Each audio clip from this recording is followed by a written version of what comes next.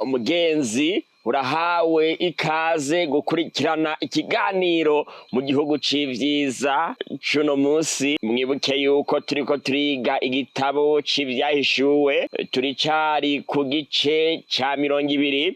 Mu cigwa cacu giherutse niho twatanguye kino gice, twarabonye ivyerekeye kubohwa kwa Satani. Icigwa cacu cuno musi kivuga ngo urufunguruzo rw'ikuzimu n'umunyororo wo kuboha Satani. Urufunguruzo rw'ikuzimu n'umunyororo wo kuboha Satani nico cigwa cacu. Munkundire imbere yuko tuja mw'idoniro y'icigwa tubanze twishire munsi y'uburinzi bw'Imana mu gusenga. Uhoraho Mwami ushobora byose, utegeka bikaba, wavuga bigakomera, izina ryawe nirihabwe icubahiro. Mwami urakoze ko uduhaye amahigwe yo kwiga ico ijambo ryawe ryavuze. Mwabona ubusobanuro bw'ivyahishuwe Yohana igice ca 20. None Mwami ugutahura kuboneka iwawe mw'ijuru gusa. Nico gituma Mwami dusavye kugira ngo ugiye gukurikirana kino cigwa hamwe na jewe umusavyi wawe, twese ubane natwe kandi abarudutahuza mw'izina ry'Umwami wacu Yesu Kristo. Amen. Icigwa cacu cuno musi kivuga ngo urufunguruzo rw'ikuzimu n'umunyororo wo kuboha Satani. Ivyahishuwe igice ca 20 niho turi. Mu cigwa giheruka twabonye ko ibohwa rya Satani risa n'ijanwa ry'impene ya Azazeli mu bugaragwa. Azazeli wahakanye, wagumutse Satani n'abayazane w'icaha. Ibyaha byose yakoresheje abantu bizomusubira ku mutwe. Bibiliya ivuga ngo mbona umumarayika amanuka avuye mw'ijuru, afise urufunguzo rw'ikuzimu, afise n'ikinyororo mu minwe. Ivyahishuwe igice ca 20 ku murongo wa mbere. Uru rufunguzo vyoba ari ubupfu hamwe twokwibaza ko ari urufunguzo rutwuguruza imiryango y'amazu yacu, canke bwoba ari ubupfu hamwe twokwiyumvira ko ari iminyororo nyaminyororo tubohesha imbwa hamwe n'ibindi bintu. Yesu mu kwerekana ko afise ububasha bwo gudukiza urupfu yaravuze ati, wera ukuri ufise urufunguzo rwa Dawidi, uwugurura ntihagire uwugara, kandi uwugara ntihagire uwugurura. Aravuga ibi. Ivyahishuwe igice ca 3 ku murongo w'7. Bibiliya ibandanya imbarira ngo raba irasambura ntihasubire kubakika, yugarana umuntu ntihashobore kuguruka. Yobu igice ca 12 ku murongo wa 14. Ano majambo ngo yugaye ntawugurura canke ngo yuguruye ntawugara, ashobora kandi kuvuga ngo aboshe ntawubohora, abohoye ntawuboha. Rero ngaha urufunguzo n'umunyororo vyerekana ubushobozi, ububasha, ubutware buhambaye marayika aboha Satani yari afise, kandi twarasobanukiwe icari co kuboha Satani. Marayika afise urufunguzo rw'ikuzimu ngaha. None ikuzimu nihe mu by'ukuri? Amwe mu majambo yagiye akoreshwa mu kuvuga ikuzimu naya: mu kinogo, mu cobo. Iri jambo rigenda rikoreshwa mu kwerekana ahantu hacuze umwiza, ahantu h'umusaka, ahantu h'urupfu, atabuzima bushoboka. Mu Vyahishuwe igice ca 9 ku murongo wa 1 gushikana ku murongo wa 2 dusoma ngo umumarayika wa gatatu aravuza, mbona abona inyenyeri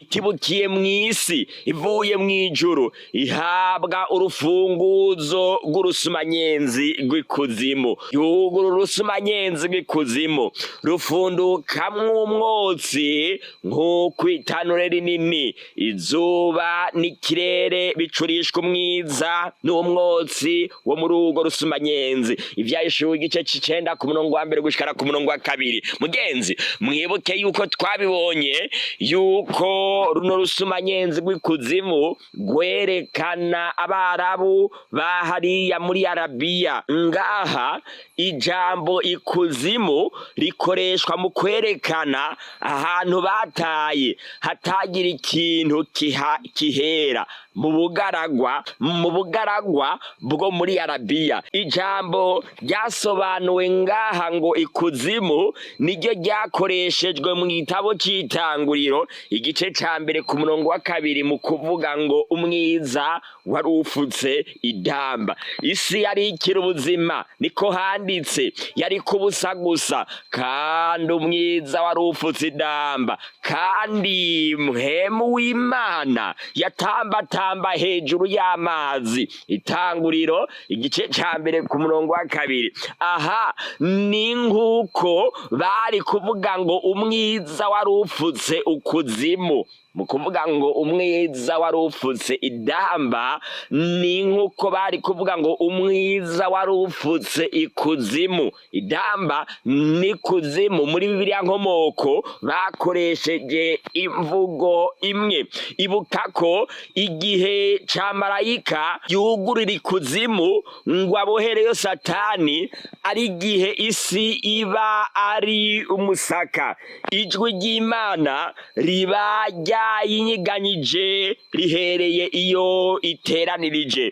Ibikorwa by'abantu, amazu n'ibindi vyiza abantu baguma bubaka, vyose bizoba vyasambaguritse. Ivyago indwi vy'iherezo twabonye mu Vyahishuwe igice ca 16 bizoba vyayononye ku rugero ruhambaye. None mu gihe co guseruka kwa Yesu, ijwi ryiwe, ubwiza bwiwe hamwe n'inzamba z'abamarayika bazoba bamukikije, isi izosigara ari umusaka. Mu by'ukuri abanyabyaha bazoba bishwe n'ubwiza bw'Umwana w'umuntu.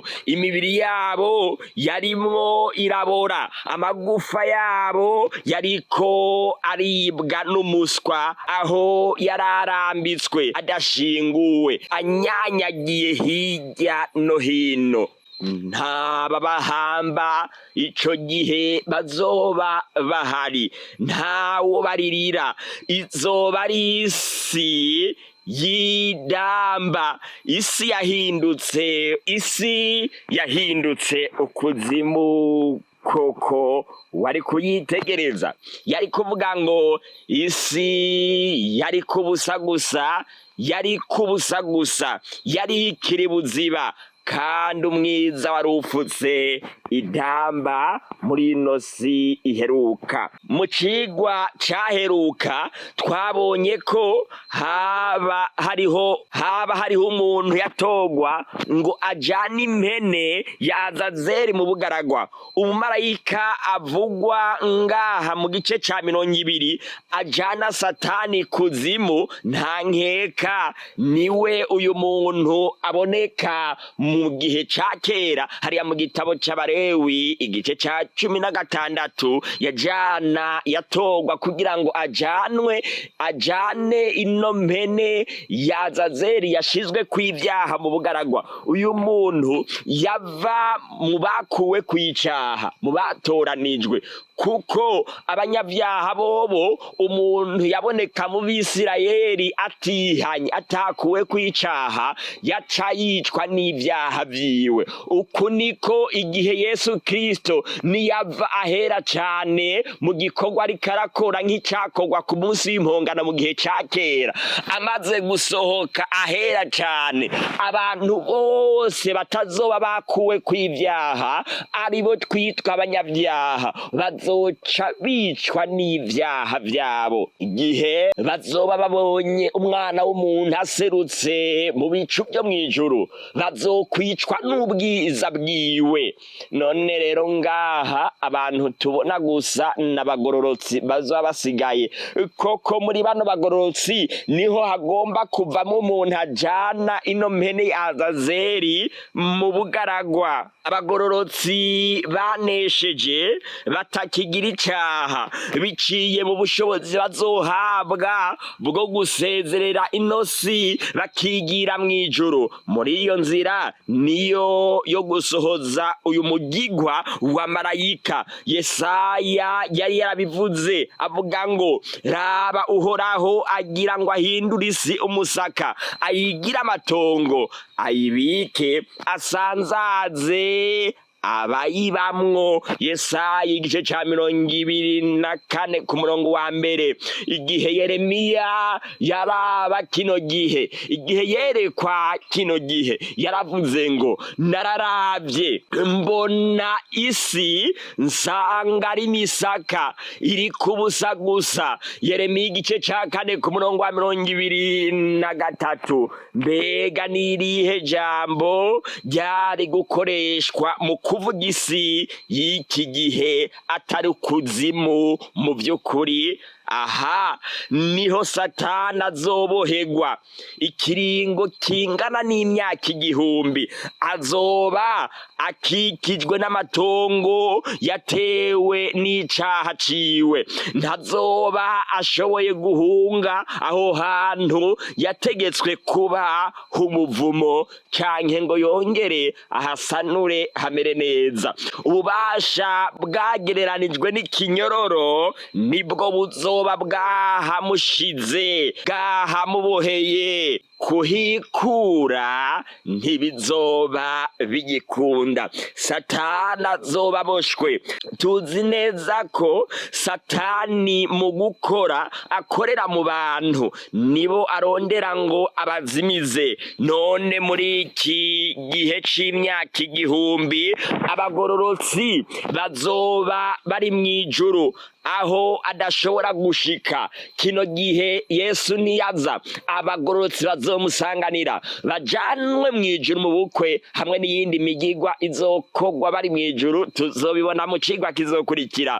Kandi abanyavyaha bazoba bishwe n'ubwiza bwiwe, bazoba bari bapfuye, azoba yigunze. Iki kizoba ari igihano gikarishe ku kiremwa nk'iki cabayeho mu kiringo c'imyaka 600 kiyovya abari mw'isi igisokuru ku kindi. Ikibazo gisigaye kuriko aradukurikirana aha niki: mbega uzoba uri mu cahe kibanza kino gihe? Abantu hazoba hariho ibibanza 2 gusa bazoba barimwo. Ikibanza ca mbere ni ikibanza c'abanyavyaha bazoba bapfuye bishwe n'ubwiza bwa Yesu, basanga abandi banyavyaha bazoba bapfuye mu gihe ca kera. Uwundi mugabane w'abantu uzoba uri mw'ijuru. Mbega uzoba uri mu cahe kibanza? Mbega nzoba ndi mu cahe kibanza? Satani wewe tumaze kumva hazoba yugaraniwe, azoba yugaraniye kwino si takigira ubuzima, atakironka n'umuntu n'umwe abesha. Mbega wewe uzoba uri hehe kugira ngo uzobane natwe mu bwami bw'Imana? Ntuzokwisanga uri mu bazoba bapfuye, nuko gusa wemera kuvavara n'icaha bikiri no munsi. Yesu arahera cane ho mw'ijuru, igikorwa ciwe ari gukora ni gukurako ivyaha abantu bose bemeye kurekura ivyo vyaha vyabo. None rero mugenzi, vyoba bibabaje kandi vyoba ari ubujuju buhambaye kuguma wiboheye mu vyaha, kandi Yesu ariko aravuga ngo zana ivyo vyaha vyawe ndabigukureko. Kubwo kwizera gusa birashoboka. Nico gituma uno munsi ndaguhamagarira gufata ingingo yo kwizera Yesu Kristo bigishoboka. Mbega uremera kwizera Yesu Kristo uno munsi? Nanjye ndaguhamagarira kwifatanya natwe mu rugendo turimwo twerekeza mu bwami bw'Imana, ukama wigana natwe ico Imana yifuza biciye mu gukomezanya, mu kwigishanya nk'uko icuma gikarisha ikindi, twitegurira gutaha mu bwami bw'Imana bwimirije vuba. Ukaba wifuza gufata ingingo bene izo, ushobora guca utwandikira kuri izi nimero zikurikira: akamenyetso ko guteranya 257 61 208 669, akamenyetso ko guteranya 257 61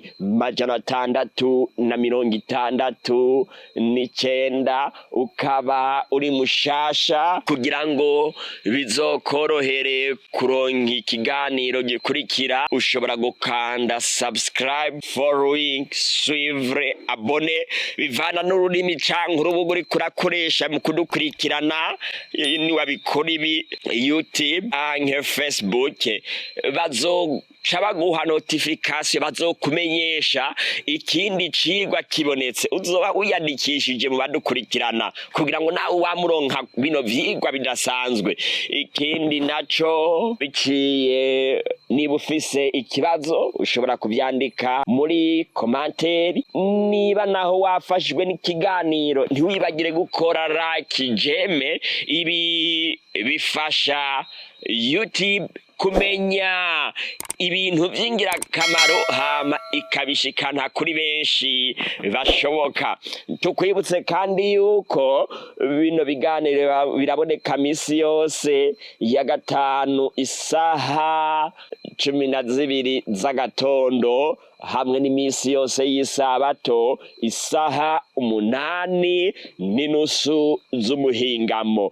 Ntiwibagire gukora partage kugira ngo buno butumwa bushike no ku bandi. Nanje ngiye kukugirira isengesho ridasanzwe. Uhoraho Mwami ushobora byose, urakoze ku bwa rino jambo ridasanzwe, urakoze kutumenyesha kuno kuri. None rero Mwami, ndasengeye abamaze gufata ingingo yo kukwiyegurira, ndasengeye n'abatarafata ingingo ngo bahe kuyifata, n'abatanze imitwaro, ya mitwaro yabo yose ndayikweretse kugira ngo ubagirire neza.